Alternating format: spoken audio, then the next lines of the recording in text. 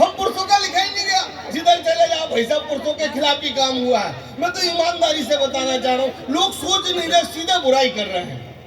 लोगों को पढ़ा लिखा होना चाहिए, बुद्धिजीवी होना चाहिए, आप समझदार हो। जिधर चले जाओ आप देख लेना, उठा के फेसबुक व्हाट्सएप, जिधर चले जाओ पुलिस की बुराई हो रही है।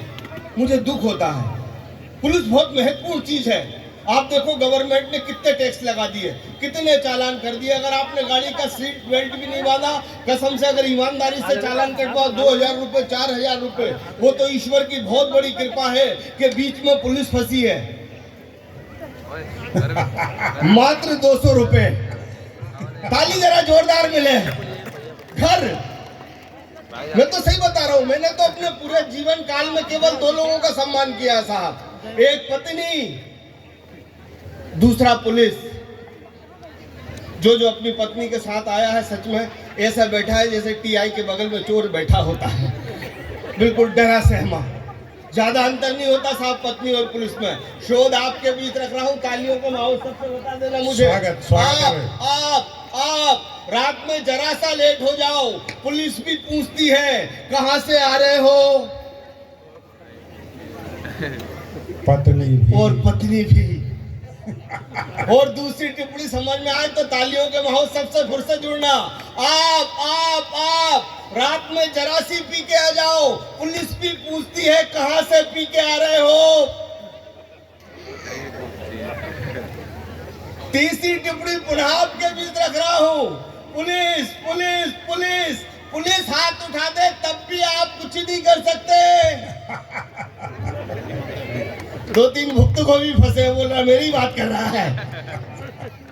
और चौथी टिप्पणी ठक से दिल में लग जाए तो मुझे बता देना। उत्तर प्रदेश, बिहार, महाराष्ट्र, गुजरात, कहीं भी चले जाना, शुरू के शादी के 5 साल बिल्कुल दुबली पतली स्लिम, उसके बाद गुब्बारों। और आखिरी टिप्पणी अगर लक्ष्मण नेपाली नेपाल से आकर राजस्थानी के वीरों के लिए, हिंदुस्तान के सिपाही के लिए सच्ची और अच्छी कर दे तो दोनों हाथ खोल के बताना मित्रों। अगर पत्नी कमर कस ले तो घर को स्वर्ग बना सकती है, और पुलिस कमर कस ले तो पूरे देश को स्वर्ग बना सकती है। तालियां आपकी कमजोर है।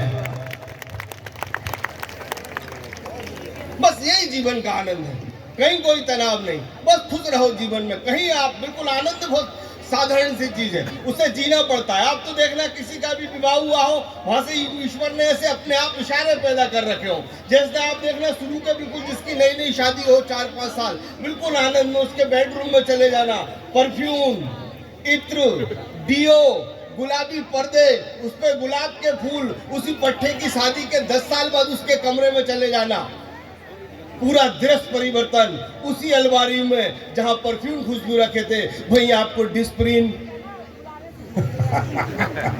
झंडू बाम, सरदर्द की गोली, बाबा रामदेव का योगा, अलोम विलोम अलोम विलोम अलोम विलोम, खत्म जीवन। हाँ, जीवन ऐसे ही सादा जीना चाहिए। तब 4 पंक्तियां पढ़ता हूं कि मजहब के नाम पर हर जगह दंगा देखता हूं, कि मजहब के नाम पर हर जगह दंगा देखता हूं, कि मजहब के नाम पर हर जगह दंगा देखता हूं। मैं एक गिलास पानी में भी गंगा देखता हूं, कि मजहब के नाम पर हर जगह दंगा देखता हूं।